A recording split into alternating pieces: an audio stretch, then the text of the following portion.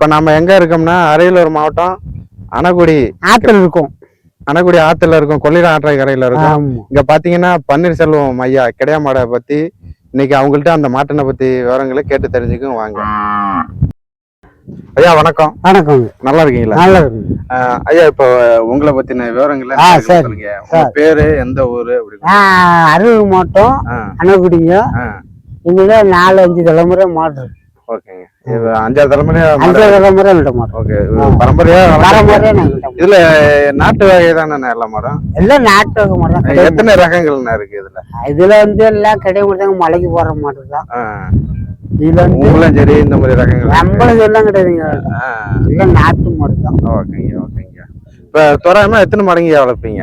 நாங்க 200 மாடு வைப்போம். 200 மாடு. ஓகேங்க ஓகேங்க. 200 மாடு. இப்ப இதுல ஜல்லிக்கட்டுக்கெல்லாம் மாடு கேட்பாங்கல்ல, கொடுக்குறோம். கழட்டு கொடுப்போம். கழட்டுல வெளி மாவட்டத்துல இருந்து கேட்பாங்க, கொடுப்போம். மதுரையில இருந்து அந்த மொத்தமாயிட்டு போய் விற்பாங்க. மொத்தமாயிட்டு மதுரையில இருந்து இது வரைக்கும் எத்தனை மாடுங்க உங்களுக்கு தெரிஞ்சு வித்துருப்பீங்க? காலகண்ணு வருது, ஒரு 300 கண்டு வித்துருப்போம்.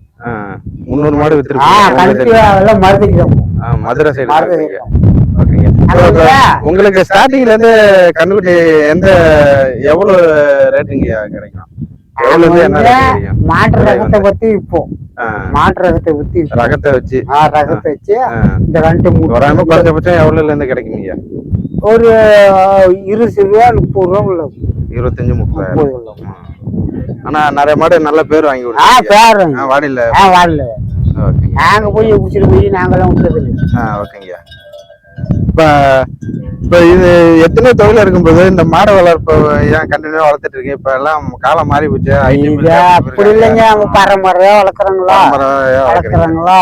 அதனால நாங்க மனசு இல்லையா அதனால. இது போதுமான வருமானம் வருதுங்க இல்லையா? வருமானம் வருதுங்க. இப்ப ஒரு 10 நாளைக்கு எங்களுக்கு வருமானம் கிடையாது. ஒரு 4-5 மாசம் வருமானம் வராது. அதுக்கப்புறம் அப்படியே வருமானம் வரும். வயக்கட்டு ஓட்டு மாடு வருஷத்துக்கு ஏதாவது லட்சக்கணக்கில் விற்பீங்களா? அதெல்லாம் விற்போம். எத்தனை லட்சத்துக்கு விற்பீங்க? வயசான மாடு போக்குவரத்துலாம் அதை பார்த்து தள்ளி விடுவோம். மித்த மாட்டை வச்சுக்குவோம். போதுமான வருமானம் கிடைக்குதுங்கிறீங்க? அதெல்லாம் வருமானம், அதெல்லாம் மாட்டுல ஒன்றும் நஷ்டம் இல்லைங்க. ஓகேங்க. உங்க தொழில மேன்மேலும் வளரணும், உங்க பேரு விளங்கணும்.